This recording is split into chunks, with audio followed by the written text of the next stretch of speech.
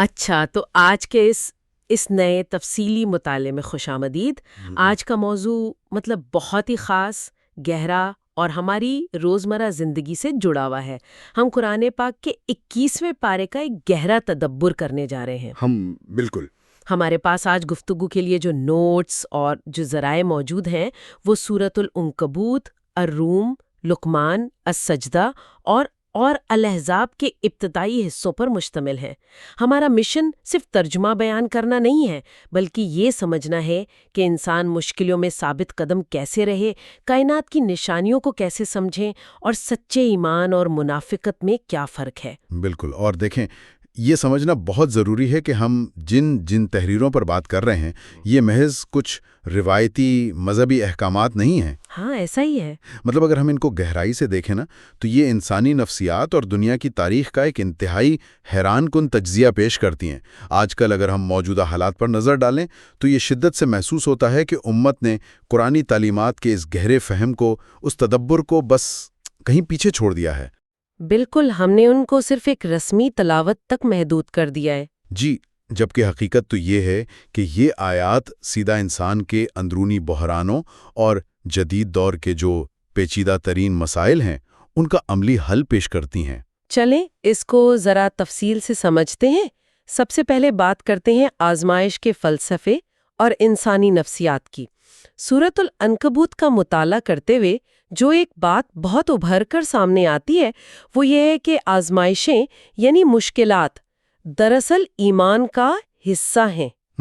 اب عام طور پر تو ہم یہی سوچتے ہیں نا کہ اگر کوئی سچائی کے راستے پر ہے تو اس کی زندگی بالکل آسان ہونی چاہیے۔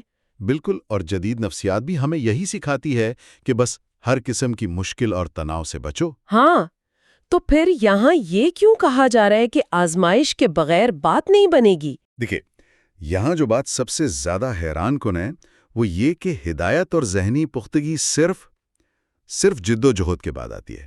سورۃ العنکبوت کے بالکل شروع میں یہ واضح کر دیا گیا ہے کہ کیا لوگوں نے یہ سمجھ رکھا ہے کہ وہ صرف یہ کہہ دینے سے چھوڑ دیے جائیں گے کہ ہم ایمان لائے اور امتحان نہیں ہوگا؟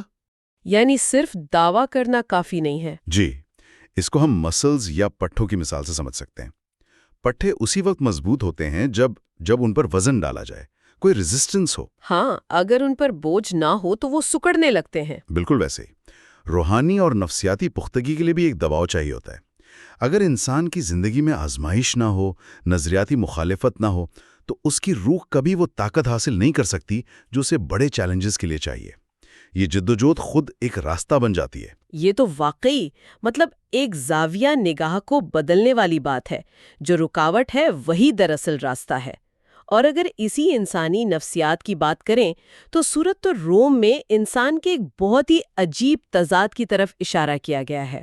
ہم دیکھتے ہیں کہ جب انسان کسی مصیبت میں ہوتا ہے تو خدا کو پکارتا ہے، لیکن جیسے ہی تھوڑا آرام ملتا ہے سب بھول جاتا ہے۔ ایسا کیوں ہے؟ اگر ہم اسے بڑی تصویر میں دیکھیں تو یہ انسانی نفسیات کی ایک بہت بڑی کمزوری ہے۔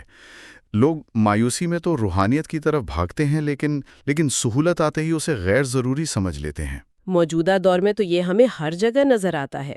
بالکل، آپ پچھلے چند سالوں کی عالمی وبا کو ہی دیکھ لیں۔ جب وہ بحران آیا تو کیسا خوف پھیلا تھا۔ تب سب کو یاد آیا کہ کوئی بڑی طاقت ہے۔ ہاں، اور اب جیسے ہی حالات نارمل ہوئے تو پھر وہی خود غرضی۔ یہی تو نقطہ ہے۔ سچے ایمان کا تقاضا یہ ہے کہ انسان مشکل اور آسانی دونوں حالتوں میں ثابت قدم رہے، متوازن رہے۔ اچھا، یہ تو انفرادی کشمکش ہو گئی، لیکن جب ہم معاشرے میں ہوتے ہیں، خاص طور پر ان لوگوں کے ساتھ جن کے نظریات ہم سے مختلف ہوں، تحریروں میں ہے کہ اہل کتاب کے ساتھ ہمیشہ بہترین طریقے سے مکالمہ کرنا چاہیے۔ حکمت کے ساتھ۔ لیکن آج کے سوشل میڈیا کے دور میں جہاں ہر کوئی دوسرے کو نیچا دکھانا چاہتا ہے، اس کی کیا اہمیت ہے؟ اس سے ایک بہت اہم سوال پیدا ہوتا ہے نا کہ اس بحث کا مقصد کیا ہے؟ کیا ہم سچ کی تلاش میں ہیں یا صرف اپنا آپ منوانا چاہتے ہیں؟ زیادہ تر تو انا کی تسکین ہی ہوتی ہے۔ جی، قرآن بتاتا ہے کہ گفتگو کا مقصد فکری تکبر یا انا کی تسکین نہیں ہونا چاہیے۔ مقصد ایک خالص فکری مکالمہ ہو جس کی بنیاد رہنمائی اور انصاف پر ہو۔ جب مکالمے سے میں نکل جاتی ہے تبھی بات دل پر اثر کرتی ہے۔ بالکل، اگر انداز میں تکبر ہوگا تو سچی بات بھی رد ہو جائے گی۔ اور یہاں آ کر بات واقعی بہت دلچسپ ہو جاتی ہے، کیونکہ جب ہم تاریخ کی طرف آتے ہیں تو سورۃ الروم کے آغاز میں ایک بہت غیر متوقع چیز ملتی ہے۔ رومی اور پارسیوں کی پیشن گوئی؟ جی ہاں، ایک روحانی کتاب اچانک عالمی سیاست اور جنگوں کی بات کر رہی ہے۔ رومیوں کو شکست ہو چکی تھی، لیکن پیشین گوئی کی گئی کہ چند ہی سالوں میں وہ دوبارہ فتح یاب ہوں گے، اور ایسا ہی ہوا۔ بالکل، تاریخ اس کی گواہ ہے۔ تو سوال یہ ہے کہ ایک روحانی متن میں اس طرح کی پیشین گوئی کی کیا ضرورت تھی؟ یہ ایک بہت شاندار نکتہ ہے۔ یہ صرف ایک تاریخی واقعہ نہیں تھا، یہ دراصل ان لوگوں کے لیے ایک ٹھوس ثبوت تھا جو مذہب کو بس ایک خیالی چیز سمجھتے ہیں۔ یہ اس بات کی دلیل ہے کہ اللہ کا تاریخ کے دھارے پر مکمل کنٹرول ہے۔ یعنی یہ کوئی دیومالائی کہانی نہیں ہے؟ بالکل نہیں، اور یہ ثابت کرتا ہے کہ پرانی علم الہامی ہے۔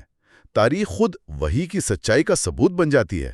یعنی اس کلام پر ایمان لانا اندھا عقیدہ نہیں ہے، بلکہ حقیقت پر مبنی ہے۔ واقعی تاریخ بہت بڑی استاد ہے، لیکن تاریخ کے ساتھ ساتھ روزمرہ کی زندگی کی نشانیاں بھی کمال ہیں۔ ہم روز ان کے پاس سے گزرتے ہیں پر غور نہیں کرتے۔ جیسے قدرتی مظاہر۔ ہاں، جیسے رات کی نیند، بجلی کا چمکنا، وہ بارش جو بنجر زمین کو زندہ کر دیتی ہے، اور انسانوں کی زبانوں اور رنگوں کا جو تنوع ہے، یہ سب نشانیاں ہیں۔ کیا یہ حیرت انگیز نہیں ہے کہ قرآن مسلسل بار بار انسان کو کائنات کے مشاہدے کی دعوت دیتا ہے؟ یہ فکری غور و فکر کی دعوت ہے۔ اور آج کا انسان تو بس اپنی اسکرینوں میں ہی گم ہے۔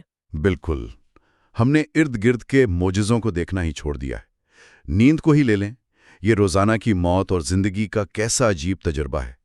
اگر انسان ان روزمرہ مظاہر کے پیچھے موجود خالق کی قدرت کو محسوس کرے تو ایمان ایک احساس بن جاتا ہے۔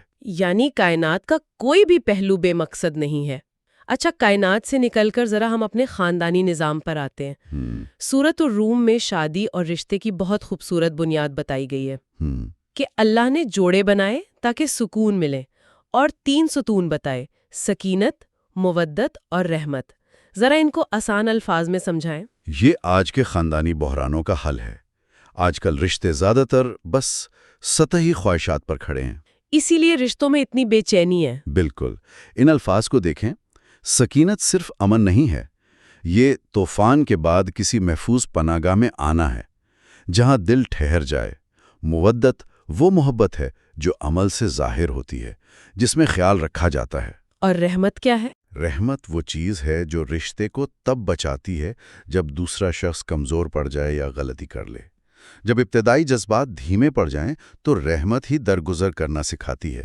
اس کے بغیر رشتہ پائیدار نہیں ہو سکتا۔ کتنی خوبصورت بات ہے۔ اور جب گھر کی بات ہو رہی ہے تو سورۃ لقمان میں بچوں کی تربیت کا ذکر لازمی ہے۔ میں تو اسے ایک ماسٹر کلاس ان پیرنٹنگ کہوں گی۔ بلا شبہ۔ لقمان کی جو 6 بنیادی نصیحتیں ہیں، سب سے پہلی یہ کہ شرک سے پرہیز کیا جائے۔ یہ بظاہر عقیدے کی بات ہے، اخلاقی تربیت میں اس کا کیا کردار ہے؟ شرک سے بچنا دراصل تمام اخلاقیات کی اصل بنیاد ہے۔ جب ایک انسان کو پتا ہو کہ کائنات کی سب سے بڑی حقیقت ایک خدا ہے اور جواب دہی اسی کو کرنی ہے، تو دنیا کا ہر ڈر اس کے اندر سے نکل جاتا ہے۔ وہ اخلاقی طور پر آزاد ہو جاتا ہے۔ اور پھر دوسری نصیحت جو آج کے اسکرین والے دور میں بہت اہم لگتی ہے کہ اگر عمل رائی کے دانے کے برابر بھی ہو اور چٹان میں چھپا ہو، اللہ اسے جانتا ہے۔ آج جب بچے کمرے بند کر کے انٹرنیٹ پر ہوتے ہیں تو یہ احتساب کا تصور کتنا ضروری ہے؟ آپ نے بالکل درست نشاندہی کی ہے۔ یہ انسان کے اندر احتساب یعنی اکاؤنٹیبلٹی کا ایک گہرا احساس پیدا کرتا ہے۔ جب یہ بات دل میں بیٹھ جائے کہ کوئی بیرونی کیمرہ نہیں، لیکن رات کے اندھیرے میں یہ نقلی پروفائل کے پیچھے بھی اللہ دیکھ رہا ہے، تو کیا وہ انسان شعوری طور پر غلط کام کرے گا؟ بالکل نہیں۔ یہ تو اندر کا ایک سیکیورٹی سسٹم بن جاتا ہے۔ اس کے بعد تیسری اور چوتھی نصیحت ہے نماز کا قیام اور نیکی کا حکم اور برائی سے روکنا۔ یہاں ہم ذاتی روحانیت سے نکل کر معاشرے کی طرف آ رہے ہیں۔ ہاں، یعنی ایمان صرف کمرے میں بیٹھنے کا نام نہیں ہے۔ بالکل، انسان پہلے اندر سے مضبوط ہوتا ہے، نماز سے رب سے تعلق بناتا ہے، پھر معاشرے کی اصلاح کے لیے نکلتا ہے۔ اور جب حق کی بات کرے گا تو مخالفت تو ہوگی نا، لوگ تنقید کریں گے۔ جی، اسی لیے 5ویں نصیحت فوراً صبر کی ہے۔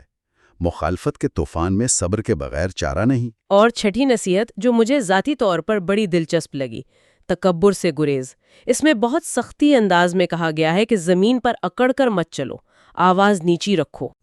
اور مثال جو دی گئی ہے وہ سیدھا ذہن پر نقش ہوتی ہے کہ سب سے بری آواز گدھے کی آواز ہے۔ آج کے چیخنے چلانے والے معاشرے میں یہ تمثیل کتنی زبردست ہے۔ یہ مثال میانہ روی اور وقار کی تعلیم دیتی ہے۔ آج جہاں ہر کوئی سوشل میڈیا پر چیخ کر توجہ لینا چاہتا ہے، یہ آیات بتاتی ہیں کہ اونچا بولنا سچائی کی دلیل نہیں ہے۔ متوازن انسان نرمی اور دلیل سے بات کرتا ہے۔ بالکل۔ تکبر انسان کو اندھا کر دیتا ہے، وہ دوسروں کو حقیر سمجھتا ہے، اور یہی معاشرے کی تباہی کا آغاز ہے۔ چلیں اب ہم اپنے اس گہرے تدبر کے آخری اور انتہائی اہم حصے کی طرف آتے ہیں۔ سورۃ السجدہ میں مومنوں اور کافروں کا فرق واضح کیا گیا ہے۔ مومن وہ ہیں جو رات کو عبادت کرتے ہیں، جن کے دلوں میں خوف اور امید ہوتی ہے اور صدقہ کرتے ہیں، جبکہ کافر روز قیامت کو جھٹلاتے ہیں۔ اس میں جو سب سے قابل غور بات ہے نا، وہ رات کی عبادت یعنی تہجد کا ذکر ہے۔ ان کے پہلو بستروں سے الگ رہتے ہیں۔ اس کی نفسیات پر غور کیا جائے تو یہ بہت گہرا عمل ہے۔ جی، سردی کا موسم، رات کی خاموشی، پوری دنیا سو رہی ہے، کوئی دیکھنے والا نہیں۔ اس وقت ایک انسان گرم بستر چھوڑ کر رب کے سامنے کھڑا ہوتا ہے۔ یہ دل میں اخلاص کی وہ چوٹی پیدا کرتا ہے جو دن میں ممکن نہیں۔ وہاں کوئی ریاکاری نہیں ہوتی۔ بالکل۔ اس سے اندر جو عاجزی اور روحانی طاقت پیدا ہوتی ہے نا، وہ دن کے وقت دنیا کے بڑے سے بڑے خوف کا سامنا کرنے کے قابل بناتی ہے۔ عظیم لوگوں کی طاقت کا راز اسی میں چھپا تھا۔ اور اسی کے برعکس جب ہم سورۃ الاحزاب کی طرف آتے ہیں تو سچے ایمان اور منافقت کا فرق بہت سختی سے واضح کیا گیا ہے۔ منافقت دراصل تضاد ہی کا نام ہے۔ مطلب دل میں کچھ اور، زبان پر کچھ اور۔ بالکل۔ آپ کے دعوے کچھ اور ہیں اور عمل کچھ اور۔ سچا ایمان یہ ہے کہ یقین، گفتگو اور عمل، یہ تینوں ایک ہی سمت میں ہوں، یعنی ان میں مکمل ہم آہنگی ہو۔ جی۔ کمزور عزم منافقت کی طرف لے جاتا ہے۔ آج ہم دیکھتے ہیں کہ لوگ ایمانداری کے دعوے تو بہت کرتے ہیں، لیکن مفاد سامنے آتے ہی وہ اصولوں سے پیچھے ہٹ جاتے ہیں۔ اسی دوہرے معیار سے قرآن ہمیں خبردار کر رہا ہے۔ تو مطلب اگر ہم دیکھیں تو یہ تمام صورتیں کوئی محض لٹریچر نہیں ہیں، بلکہ یہ انسان کے ان بنیادی سوالات کے جواب دیتی ہیں کہ ہم کیوں وجود میں آئے، سچ کیا ہے، آزمائشیں کیوں آتی ہیں۔ یقیناً۔ اور یہ ثابت ہوتا ہے کہ آسمانی رہنمائی کے بغیر انسان اپنی تمام مادی ترقی کے باوجود روحانی طور پر بھٹکتا ہی رہے گا۔ ہم نے ٹیکنالوجی میں تو ترقی کر لی، پر اندر سے انسان اتنا ہی بے چین ہے۔ کیونکہ ہم نے اپنے نفس کو سمجھنا چھوڑ دیا۔ قرآن دراصل وہ روشنی ہے جو ہمیں ہماری اصل حقیقت سے ملاتی ہے۔ آج کے اس تفصیلی مطالعے کو اگر سمیٹا جائے تو 21ویں پارے کا مرکزی پیغام یہ ہے کہ اللہ نے 3 قسم کی نشانیاں رکھی ہیں۔ پہلی، تاریخ کے پنوں میں، جیسے رومیوں کی فتح۔ دوسری، کائنات میں، جیسے بارش اور رات کی پرسکون نیند۔ اور تیسری، خود ہماری روح اور رشتوں کے اندر، جیسے احتساب اور محبت کے جذبات۔ اور جو بھی انسان کھلے ذہن کے ساتھ ان نشانیوں کو آپس میں جوڑے گا نا، وہ اللہ کی سچائی کو لازماً پہچان لے گا۔ بالکل۔ لیکن یاد رکھنے کی بات یہ ہے کہ علم کی اصل قیمت تبھی ہے جب اسے روزمرہ زندگی میں لاگو کیا جائے۔ محض معلومات اکٹھی کرنا کافی نہیں ہے، رویوں میں تبدیلی آنی چاہیے۔ علم وہ ہے جو عمل میں نظر آئے۔ اب ہم اس گفتگو کے بالکل آخر میں آ گئے ہیں۔ آج ہم نے تاریخ، کائنات اور رشتوں کی نشانیوں پر تفصیل سے بات کی، لیکن آج کی اس بیٹھک کو ختم کرنے سے پہلے غور کرنے کے لیے ایک سوال۔ جی۔ اگر ہماری روزمرہ کی زندگی، ہمارا رات کو سونا، بارش کا برسنا اور ہمارے اپنے قریبی رشتے، یہ تمام ایسی گہری نشانیاں ہیں جن پر باقاعدہ رک کر غور کرنا ضروری ہے، تو کیا یہ ممکن ہے کہ آج ہم اپنی اسکرینوں کی چمک اور آرام کی عادت کی وجہ سے روزانہ اللہ کی ان ان گنت نشانیوں کو مکمل طور پر نظر انداز کر رہے ہوں؟ کیا ہم جاگتے ہوئے بھی سو رہے ہیں؟ سوچئے گا۔